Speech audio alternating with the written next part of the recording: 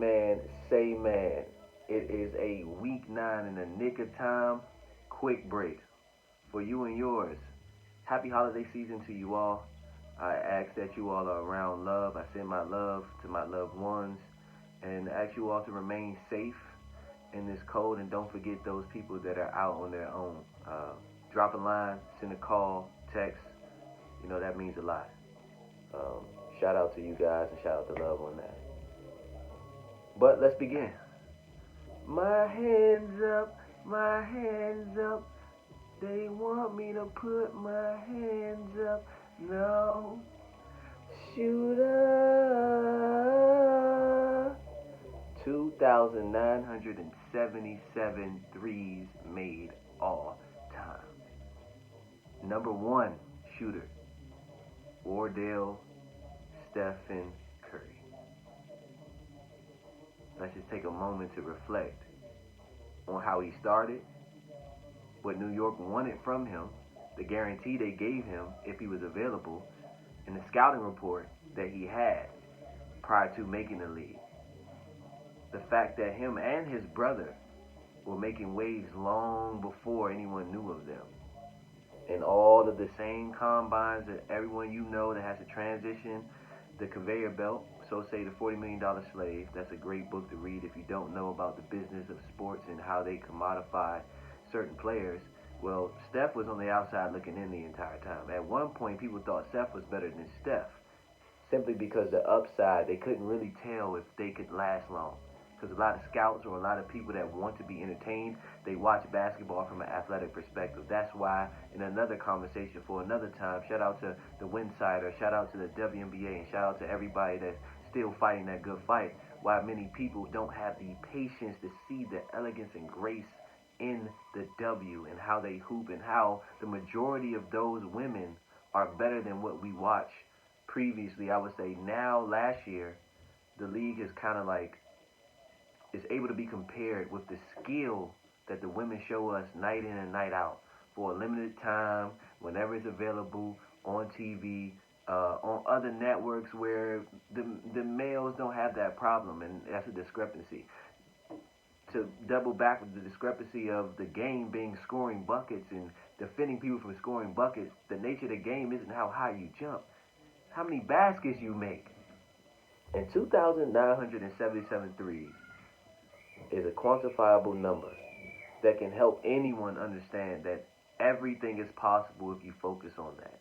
Just like KG said, he mentioned in $1 Million Worth of Game that if you have a talent, it's your priority to manifest that to fruition with focus. And he had the intensity, and despite the lack thereof athleticism, the lack thereof mobility laterally, the ankle injuries, things of that nature, he's managed to win 5 rings, but also master his skill set. And he's the greatest shooter of all time. That's with no debate. That's no debate. He had a great father figure in his father, Dale Curry, being able to set the bar, which is respectable, but it wasn't as high as his son has placed it. And I don't think he has a problem being on a long list of shooters that have to look up to Steph.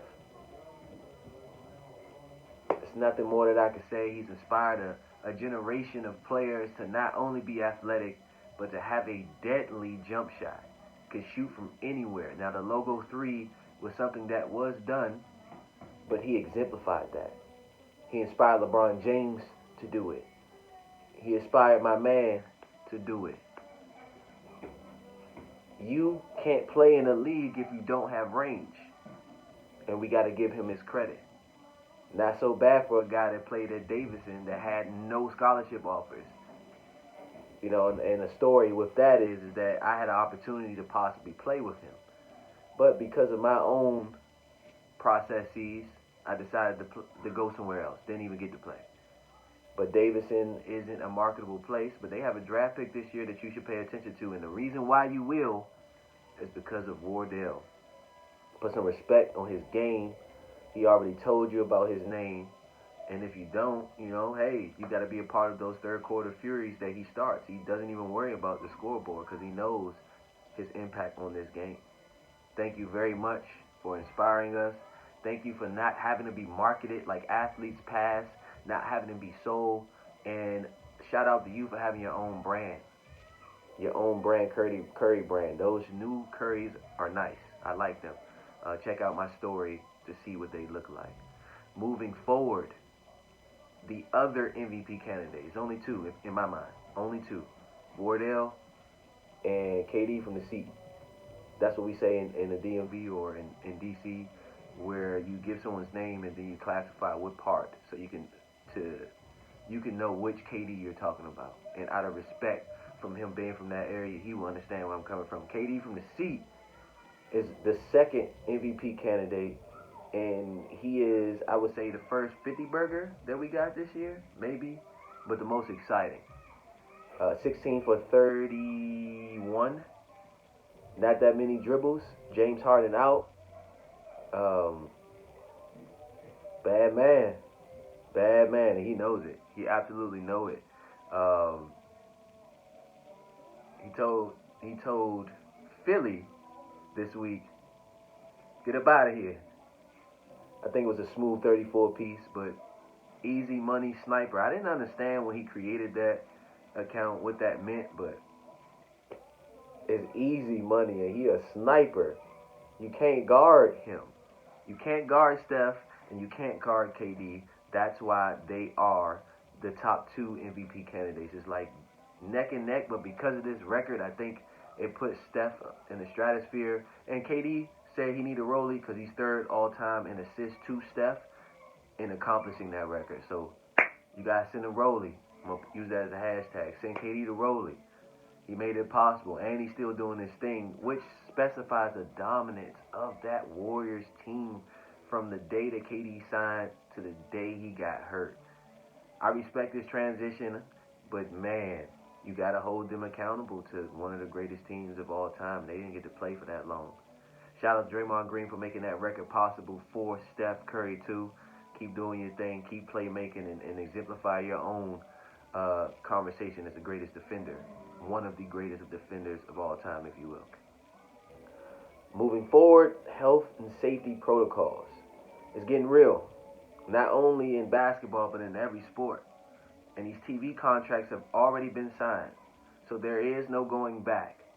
You, as the fan, want to watch something when you get off of work.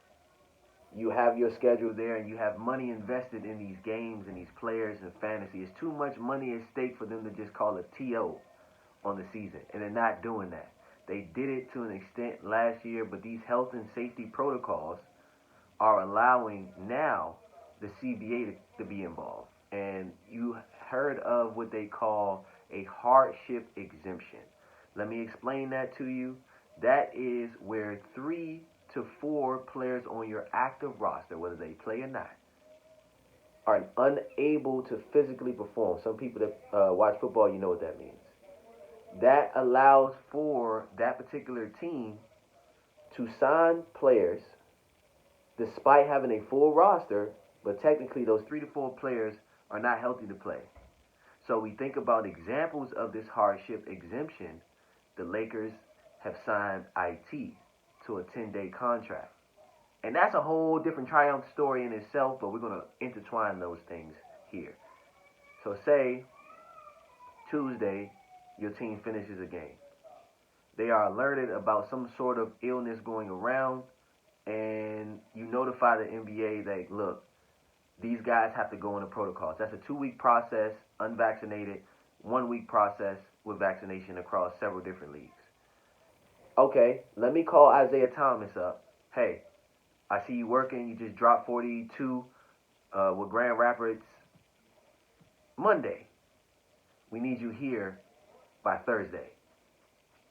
Slow grind, marathon continues. You call him up.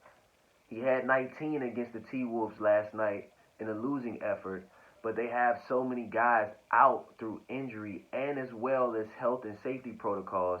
You got to focus on the positive. Another caveat to that, the Miami Heat are going through similar situations. Not necessarily health and safety protocols, but they've had so much I would say, overturned since LeBron left in 2014, that they have commanded the culture of bringing in undrafted players or second round draft pick players to contribute to them winning. And they're currently in good standing in the Eastern Conference, but their undrafted talent combined for about 70%, 80 points of their game recently. I believe that was, don't quote me on that. I'm not sure who they played, but Gabe Vincent, shout out to you. You got dunked on, I believe, last week, but I believe your ability to work on that, and also in Houston, through this health and safety exemption, you're seeing more influx of G League players. Gary Bird, or Gary Matthews, previously played on the Wizards, if you will, before he got his shot with the Houston Rockets. He has signed a 4-year deal at a very bargainable number at $8 million. But if you're a G League player making $250 a season at least, and you go and you play on a team that put you back now, you get up, get to the Houston Rockets. Jalen Green is out. They need shooting, and to my last point last week, if you recall, that shooting makes them better. They know this, and he's the main reason why, on top of the guys that are able to be confident to make shots, because you have to account for Gary Bird. He signed a 4-year deal for $8 million, and this is all coming from this replacement aura, if you will. If you remember the movie The Replacements, this isn't the same situation, but we all are adjusting as we continue to work through the health and safety of our loved ones, our family, friends, loved ones, acquaintances, and even people that we may oppose, because this is a very real situation, regardless of where you stand on that. But it's to people's benefit, next man up mentality. Gary wouldn't have a 4-year deal if he was not able to play because of health and safety protocols. IT would not have his shot on the Lakers, and it's going to be real hard to show us that IT doesn't supposed to remain in the league. If y'all put him down in the G League, or you cut him, you don't sign that man for the rest of the season, it's a problem. It's a problem. You might lose viewership as a result of that. You have your young talent like Ja Morant, who is, again, in my opinion, the best NBA supporter, because he was the best Grizzly supporter on social media I've ever seen, but it expanded. He spoke out about that. He's like, man, get him in the league already. And that's real. That's real. So let's keep it real. Understand that this is a real situation. The health and safety protocols are giving teams hardship exemptions to add up to 3 to 4 players to your roster while your team has to put these players through quarantine. Okay? That's what's happening. That's why you're seeing so many players that you may not know, but understand this is why the G League is valuable. Take heed, take notice, and continue to root your team on, because it's worth it. And this is a very good product, not only the NBA, but the W. Moving forward, what we got here? Let's see. The Cavs. Have they moved on from LeBron? I would say so. I would definitely say so. They're currently 4th in the East. Colin Sexton is out. They don't really play Kevin Love like that, so you can't market the fact that, oh, they're winning because... No. I believe that... What's his name? Let me figure out. Dan Gilbert of Detroit, who bought the Cavs, has finally moved out the way and allowed for things to work. I think his ego got in the way with LeBron because LeBron's aura was too much for him to just allow to do what he wanted when he wanted, but that's what it was. But I believe they have a team identity centered around defense and length. So what the Lakers are trying to do, I believe they're doing it. And all respect to both teams involved, but J.B. Bickerstaff has been a coach in this league for a long time and have gone unnoticed far too long. Like Jamal Mosley with Orlando in my quick break when I broke down that, I'm going to give respect where it's due. You got to give that man his credit. He has been playing great basketball. He has put his team in position to still make trades and still be competitive. Shout out to Dean Wade. Shout out to Isaac Okoro, who's currently in health and safety protocols. Shout out to Cedi Osman. Shout out to Darius Garland. Shout out to that core. Shout out to the Afro Samurai. Jared Allen. Shout out to the Rook, Evan Mobley. The combination of these core 7 players are making what you see in Cavs basketball and Austin Carr color commentating worth watching. This week they didn't make the games of the week, but I would say if you can, just look up why the Cavs are dominating. They're not just winning. It's not just like Orlando in my breakdown, quick break, week 5. No, they know what they're doing. They're spacing the floor and daring you to attack them on the other end because not only do they have perfect front rim protection in Jared Allen, they have perfect weak side help in Evan Mobley. So where Jared Allen may have limitations on the other side of the ball, where he's just a lob threat and finisher, oh, you got everything you want in Evan Mobley. Right? Where I felt like previously, if you listen to my podcast, UOP, on Unpopular Opinion on Anchor, let's also talk about Eat, Sleep, Blitz. Check out as the football season winds down with my guy, Thoughts by Ty. Check that out as well. But the limitation that Jared Allen has on the offensive side is balance with Evan Mobley in the paint. He gives you everything you want, which makes Kevin Love replaceable in the NBA fashion. When a player gets older, his contract doesn't necessarily contribute to his production. But even he's in there getting spot minutes, and they're playing together. They're like, it's high fives and things of that nature. That culture has evolved past the shadow, if you will, of LeBron. And I would say pay attention as the season goes on if LeBron comments on the Cavs, because he watches them because that's his hometown team. He loves them. And I think at some point he wants to take the reins from Dan Gilbert. Stay tuned on that. Just dropping that line. Shout out to the Cavs. And let's finish up with the games of the week here. I got the Pelicans and Bucks. Pelicans are just in a rough spot. Willie Green got a hard deal, but they showed potential against the Bucks without Giannis this week. Check them out. And also the San Antonio Spurs. Shout out to the Utah Jazz for still being dominant in what they do. But the San Antonio Spurs are who they always been, but that young core is evolving. Dan Vassell, if you will, Devin Vassell, from Florida State University, has shown improved. Lonnie Walker was the one that iced the game with his athleticism and finishing ability at the rim, where at first he was a 3-and-D guy. Of course, Keldon Johnson is at your neck at the rim, but his playmaking has expanded. And Dejounte Murray is a triple-double threat as well as their best facilitator, and his shooting has gotten better. They're not doing the mid-range thing. They've evolved from that post DeMar DeRozan trade and letting Rudy Gay go, if you will, to Utah, actually, which is pun intended.